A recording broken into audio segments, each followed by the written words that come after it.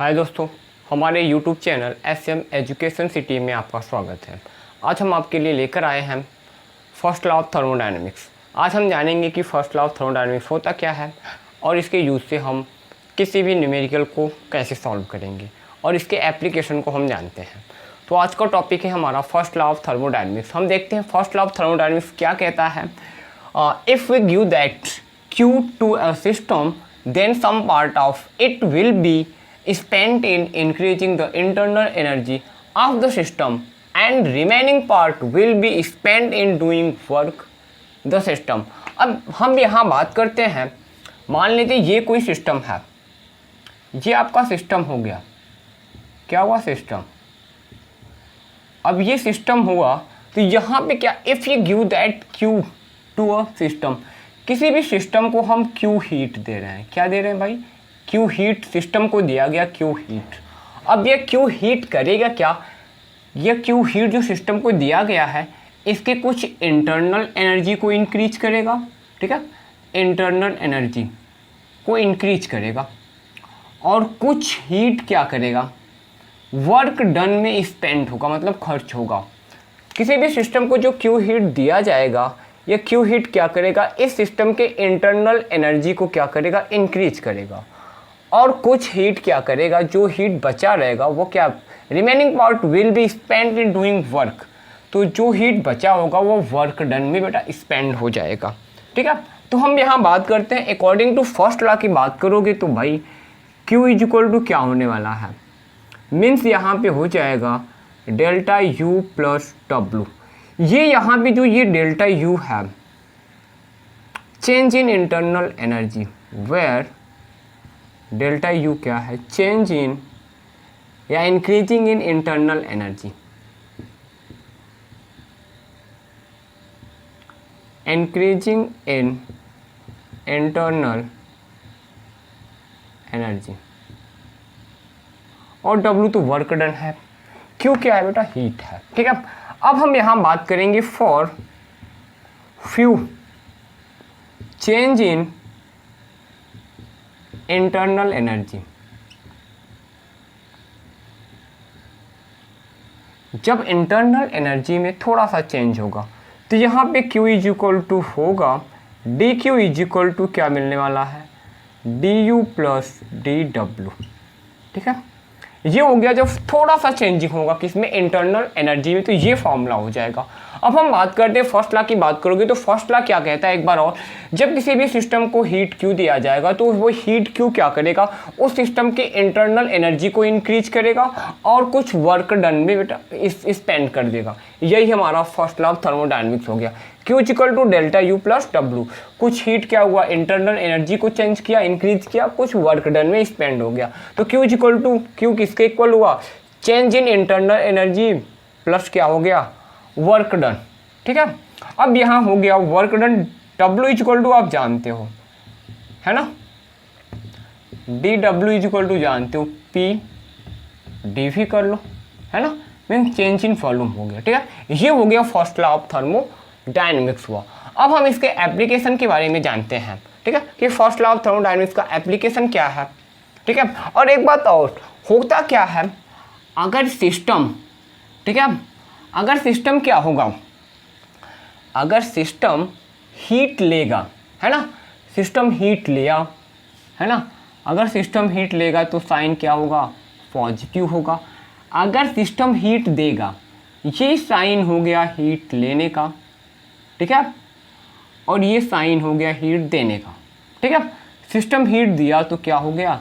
Negative. ठीक है, अगर सिस्टम पर वर्क किया जा रहा है, सिस्टम पर वर्क किया जाएगा तो ये सिस्टम पर वर्क किया जाएगा तो निगेटिव। अगर सिस्टम वर्क करेगा तो वर्क क्या होता है? पॉजिटिव होता है। और हमें वर्क डन 0 तभी मिलेगा जब चेंज इन वॉल्यूम, वॉल्यूम में जो चेंज होगा वो क्या मिलना चाहिए? 0 मिलना चाहिए। ठीक है, अब हम बात करते हैं इसके एप्लीकेशन के बारे में बात करते हैं। ठीक है, अब देखते हैं एप्लीकेशन इसका। अब हम बात करते हैं कि application of the first law of thermodynamics. इसमें क्या है कि हम बात करेंगे साइक्लिक प्रोसेस के बारे में बात करेंगे। इसमें क्या है कि when a system pass through different phases and return to its initial state, it is called cyclic process. इसमें क्या क्या होता है कि कोई भी सिस्टम अपने डिफरेंट फेजेस से होता हुआ अपने इनिशियल स्टेट में जब वापस आ जाता है तो उसे हम बोलते हैं साइक्लिक प्रोसेस। यहाँ पे हम दिखा सकते हैं, ये ए हो गया, ये बी, ये फेज हो गया ए टू बी और ये बी टू ए, अपने इनिशियल स्टेट में वापस आ गया, तो ये हो गया साइक्लिक प्रोसेस। तो इसमें क्या होता है कि अगर हम बात करेंगे change in internal energy, change in internal energy is zero, means अगर बात करो D U is equal to zero, तो फर्स्ट लॉ की बात करेंगे हम from first law of thermodynamics. तो क्या होता है भाई, D Q is equal to होता है D U plus D W. तो यहाँ पे D U is equal to zero, means D Q is equal to D W, that is, ये भी तो लिख सकते हो भाई, Q is equal to W. अगर इंटरनल एनर्जी जीरो हुआ तो सिस्टम को जो भी हीट दिया जाएगा वो हीट क्या होगा, सिर्फ वर्क डन करने में स्पेंड होगा। मेन सिस्टम को जो भी हीट हम देंगे वो किसके इक्वल होगा, वर्क डन के इक्वल होने वाला है। अब हम कुछ और प्रोसेस के बारे में जानते हैं। तो यहाँ पे प्रोसेस है आइसोलेटेड सिस्टम। अब हम आइसोलेटेड सिस्टम के बारे में जब जानते हैं तो ध्यान दीजिएगा आइसोलेटेड सिस्टम क्या होता है। इसको हम इरेज करते हैं। अब आपको समझाते हैं कि आइसोलेटेड सिस्टम में क्या होगा। दूसरा हो गया आइसोलेटेड सिस्टम। अब इसमें क्या होता है कि अब कोई भी सिस्टम हो गया ना, तो भाई वो बाहर से हीट लेगी, है ना, न ही सिस्टम में वर्क डन किया जाएगा। मीन्स आइसोलेटेड सिस्टम में क्या होगा, वर्क डन भी जीरो होगा और हीट भी जीरो होगा। No transformation of heat and doing work done, work done भी नहीं होगा। तो फर्स्ट लॉ का यूज करोगे तो क्या होता है, फर्स्ट लॉ की बात करो तो Q इज इक्वल टू हो जाता है डेल्टा U प्लस डब्लू। तो दोनों जीरो हो गया, तो यहाँ पे delta U is equal to zero. अगर आइसोलेटेड सिस्टम की बात करेंगे, अगर सिस्टम क्या होगा, आइसोलेटेड होगा, तो सिस्टम की जो इंटरनल एनर्जी होगी वो क्या होगी, जीरो हो जाएगी। क्योंकि इसमें क्या चेंज इन, यहाँ पे बात करोगे हीट जीरो, वर्क डन भी जीरो, तो सब जीरो हो गया। और तीसरे की बात करते हैं तो तीसरा है isobaric process. Isobaric process, isobaric process का मतलब होता है at constant pressure, pressure constant हो गया, means P is equal to constant, है ना। अब P कांस्टेंट से वर्क डन में तो भाई कोई फर्क नहीं पड़ना चाहिए, P कांस्टेंट होगा फिर भी हमें वर्क डन मिलेगा, ठीक है। अब हम नेक्स्ट प्रोसेस के बारे में आते हैं। नेक्स्ट प्रोसेस हमारा क्या कहता है, ध्यान दीजिएगा। अभी तो हमने 3 प्रोसेस पढ़ा और चौथा जो हमारा प्रोसेस है, चौथा प्रोसेस क्या है, isochoric process. Isochoric process, isochoric process क्या है, एट कांस्टेंट वॉल्यूम है। इसमें क्या होता है, एट कांस्टेंट वॉल्यूम। इसमें क्या होगा, जो हमारा डेल्टा वी होता है वो क्या होता है, constant, means V is equal to constant, तो delta V is equal to zero. जब डेल्टा वी जीरो हो गया तो फर्स्ट लॉ की बात करोगे तो क्या होता है, क्यू इज इक्वल टू क्या होता है, डेल्टा यू प्लस डब्ल्यू।